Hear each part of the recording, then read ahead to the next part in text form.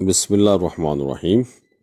سلام ہے ان پر جن کے دل قرآن پاک کی خوشبو سے مہکتے ہیں۔ قرآن پاک جیسی بے نظیر کتاب دنیا کی تاریخ پہ انسان کو کبھی حاصل نہیں ہو سکی، کیونکہ اس میں انسانیت کے مفادات کو، انسانیت کی فلاح و بہبود کو، انسانیت کی خوشحالی کو، انسان کے ذہنی اور جسمانی آسودگی کو، اس کے دلی سکون کو انتہا درجے کے لحاظ سے پوری ضمانت کے ساتھ بیان کیا گیا ہے۔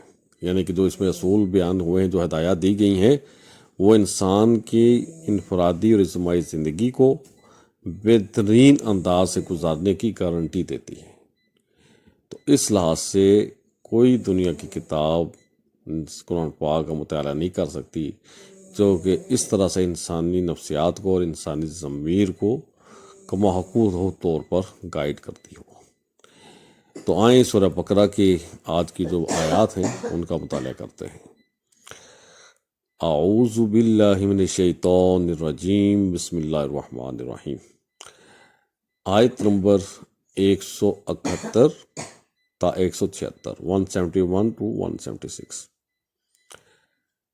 وہ لوگ جو اللہ کی بات نہیں مانتے، ان کی مثال ان جانوروں کی سی ہے جو محض اپنے چرواہے کی، یعنی جو ان کو چرا رہا ہوتا ہے ان کا مالک، اس کی آواز صرف سن سکتے ہیں لیکن سمجھتے نہیں ہیں، یہ اور عقل سے کام نہیں لیتے۔ یہ بہرے ہیں، یہ گونگے ہیں، یہ اندھے ہیں، اور یہ ہرگز سمجھ نہیں رکھتے۔ اے لوگو جو اللہ پر، اس کی کتاب اور اس کے رسول پر پکا یقین رکھتے ہو، تو جو رزق پاکیزہ ہے اللہ تعالیٰ کا نازل کر، اللہ تعالیٰ کا عطا کردہ، اس کو کھاؤ اور پیو اور اللہ کا شکر ادا کرو اگر تم اس کے عبادت گزار بندے ہو۔ اللہ نے تم پر مردار یعنی کہ مرا ہوا جانور، بہتا ہوا خون، خنزیر کا گوشت اور وہ کھانے والی چیز جس پر اللہ کے علاوہ کسی اور کا نام لیا ہو، اس کو حرام قرار دیا ہے۔ البتہ جو کوئی مجبور ہو اور وہ حد سے بڑھنے والا نہ ہو اور نہ زیادتی کرنے والا ہو، تو مجبور کی حالت میں وہ یہ چیزیں کھا سکتا ہے، تو اس کے ایسا کرنے میں اس پر کوئی گناہ نہیں۔ تو اللہ تعالیٰ بے حد بخشنے والا اور مہربان ہے۔ الحمدللہ۔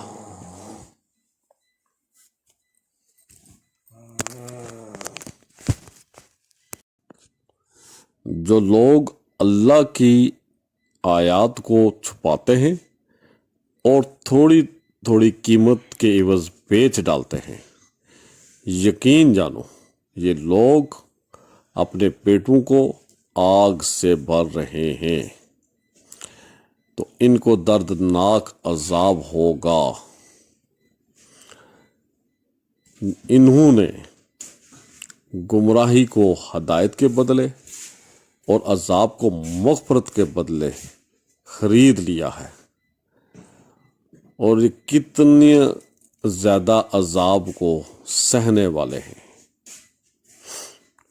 ان عذابوں کا باعث اس لیے یہ بن رہے ہیں کہ جو اللہ تعالیٰ نے سچی کتاب نازل کی، اس سے انہوں نے جو اختلاف کیا، وہ دراصل حقیقت سے بہت دور کا اختلاف کیا، جو ان کے عذاب کا باعث بن رہا۔ صدق اللہ العظیم۔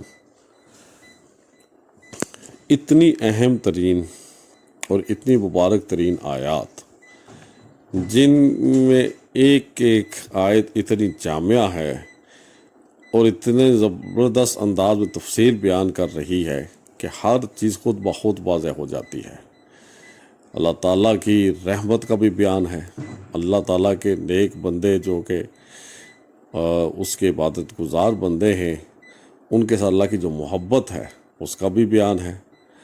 اور اسی طرح سے اللہ کی رحمت کا یہاں پر ایک بہت بڑا ثبوت یہ ہمیں ملتا ہے کہ اللہ تعالیٰ نے جو چیزیں انسانوں کی صحت کے لحاظ سے، نفسیاتی اور جسمانی لحاظ سے نقصان دہ، ان کو حرام قرار دیا ہے، لیکن اگر کوئی مجبوری بن جائے، حالات ایسے آ جائیں، تو اللہ تعالیٰ نے اپنی رحمت سے ان چیزوں کو کھانے کی بھی اجازت دی ہے۔